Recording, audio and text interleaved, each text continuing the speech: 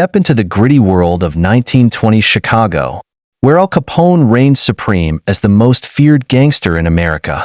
In this gripping exploration, we uncover how a Brooklyn-born street kid transformed into a criminal mastermind, orchestrating a vast empire of illegal operations from bootlegging to murder.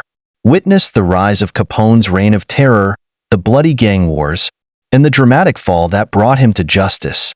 Stay with us as we unravel the untold stories behind the legend of Al Capone and reveal how one man's quest for power changed the course of American crime history forever.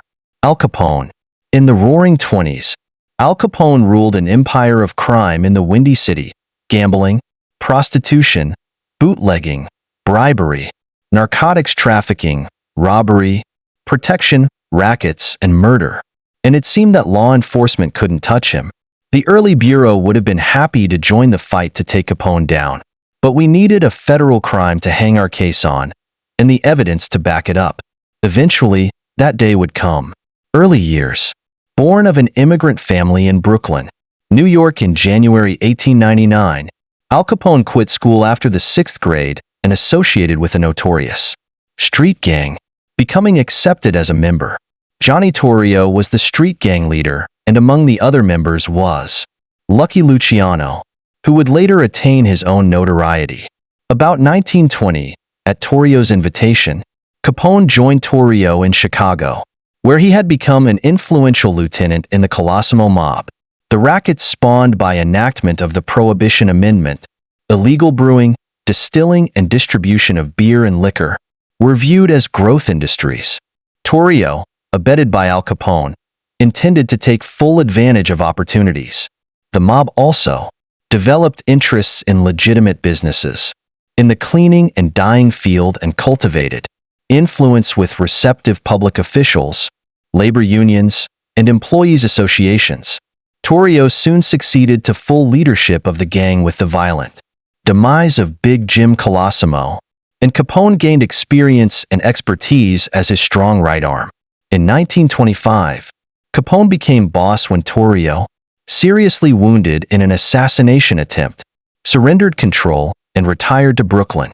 Capone had built a fearsome reputation in the ruthless gang rivalries of the period, struggling to acquire and retain racketeering rights to several areas of Chicago. That reputation grew as rival gangs were eliminated or nullified, and the suburb of Cicero became, in effect, a fiefdom of the Capone mob. The St. Valentine's Day Massacre on February 14, 1929, might be regarded as the culminating violence of the Chicago gang era, as 7 members or associates of the Bugs Moran mob were machine-gunned against a garage wall by rivals posing as police. The massacre was generally ascribed to the Capone mob, although Al himself was in Florida. The Bureau gets involved. The investigative jurisdiction of the Bureau of Investigation during the 1920s and early 1930s was more limited than it is now, and the gang warfare and depredations of the period were not within the Bureau's investigative authority. The Bureau's investigation of Al Capone arose from his reluctance to appear before a federal grand jury on March 12, 1929 in response to a subpoena. On March 11th, his lawyers formally filed for postponement of his appearance, submitting a physician's affidavit dated March 5, which attested that Capone had been suffering from bronchial pneumonia in Miami, had been confined to bed from January 13th to February 23rd, and that it would be dangerous to Capone's health to travel to Chicago. His appearance date before the grand jury was reset for March 20th.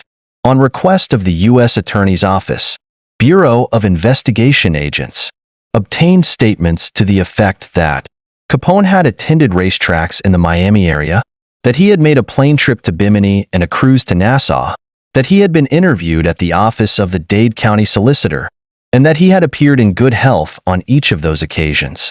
Arrest and convictions. Capone appeared before the federal grand jury in Chicago on March 20th, 1929, and completed his testimony on March 27th. As he left the courtroom, he was arrested by agents for contempt of court, an offense for which the penalty could be 1 year in prison and a $1,000 fine. He posted $5,000 bond and was released. On May 17, 1929, Al Capone and his bodyguard were arrested in Philadelphia for carrying concealed, deadly weapons. Within 16 hours, they had been sentenced to terms of 1 year each. Capone served his time and was released in 9 months for good behavior on March 17, 1930.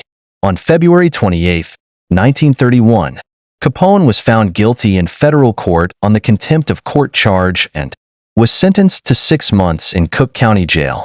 His appeal on that charge was subsequently dismissed. Meanwhile, the U.S. Treasury Department had been developing evidence on tax evasion charges. In addition to Al Capone, his brother Ralph Bottles Capone, Jake Greasy Thumb Guzik, Frank Nitti, and other mobsters were subjects of tax evasion charges. On June 16, 1931, Al Capone pled guilty to tax evasion and prohibition charges. He then boasted to the press that he had struck a deal for a 2.5-year sentence, but the presiding judge informed him the judge, was not bound by any deal. Capone then changed his plea to not guilty. On October 18, 1931, Capone was convicted after trial and on November 24, was sentenced to 11 years in federal prison, fined $50,000, and charged $7,692 for court costs, in addition to $215,000, plus interest due on back taxes.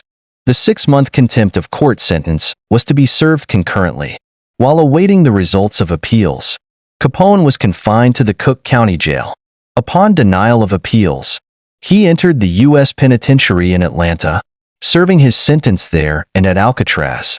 Release from prison. On November 16, 1939, Al Capone was released after having served 7 years, 6 months and 15 days, and having paid all fines and back taxes. Suffering from paresis derived from syphilis, he had deteriorated greatly during his confinement. Immediately on release, he entered a Baltimore hospital for brain treatment and then went on to his Florida home, an estate on Palm Island in Biscayne Bay near Miami, which he had purchased in 1928.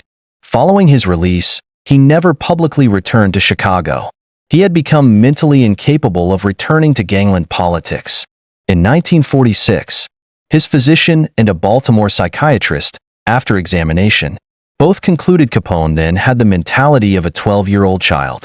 Capone resided on Palm Island with his wife and immediate family, in a secluded atmosphere, until his death due to a stroke and pneumonia on January 25, 1947.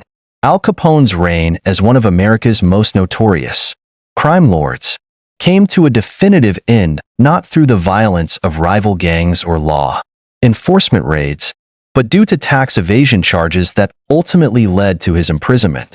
Although once feared and revered in the criminal underworld, Capone's health deteriorated during his time in prison, leaving him a shadow of his former self. Released in 1939, he lived out his final years in seclusion, far removed from the power he once held, passing away in 1947 from complications of syphilis. His life remains a stark reminder that even the most powerful figures can fall from grace. If you're fascinated by more legendary figures like Al Capone, make sure to subscribe to our channel, like this video, and share it with others. Stay tuned for more gripping stories from the world of crime and redemption.